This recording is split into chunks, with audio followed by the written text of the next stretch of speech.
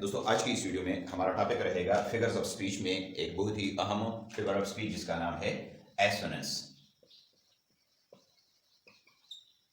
सबसे पहले हम इसकी डिफिनीशन सीखते हैं और इसके बाद हम इसके एग्जाम्पल को पढ़ेंगे ताकि इसकी अच्छी तरीके से हमें समझ आ जाए। तो स्टार्ट करते हैं इसके डिफिनीशन से। तो डिफिनीशन है a figure of speech in which the repetition of vowel sound is used, यानी वो फिगर ऑफ स्पीच जिसमें वावल साउंड की दोहराई की जाए, यानी बार बार इसको इस्तेमाल किया जाए।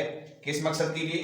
To create a pleasing rhythmic effect, इसमें एक खुशगवार असर पैदा करने के लिए। In a line of prose और पोइट्री, किसी प्रोज की एक लाइन में या शायरी की एक लाइन में इज कॉल्ड एसोनेंस, तो उसको हम कहते हैं एसोनेंस। अब आते हैं इसकी एग्जांपल्स की तरफ। तो इसके जो एग्जांपल्स है वो इस तरह है। How now is brown cow, इसमें आप देखें ये जो ओ साउंड है हाउ में, नाउ में, ब्राउन में और खाओ में।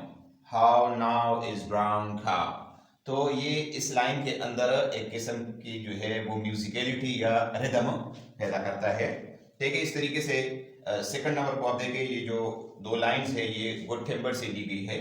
The tree that never had to fight for sun and sky and air and light, तो इसमें आप देखें ये जो फाइट यहाँ पर जो आई है, ठीक है, इस तरीके से ये जो आई की आवाज पैदा कर रहा है और यहाँ पर लाइट, इसमें आई की जो साउंड है, ठीक है, वो क्या है, उसको हम एसोनेंस कह सकते हैं क्योंकि ये एक दो लाइंस के अंदर बार बार जो है इसका इस्तेमाल किया गया है और बार बार इसकी आवाज आ रही है, तो इसको हम कहते हैं एसोनेंस। तो दोस्तों ये था आज का हमारा टॉपिक। उम्मीद है आपको इसकी समझ आ गई होगी। किसी भी जगह पर आपका कोई सवाल हो तो आप कमेंट में पूछिएगा, इंशाल्लाह मैं आपको जरूर जवाब दूंगा।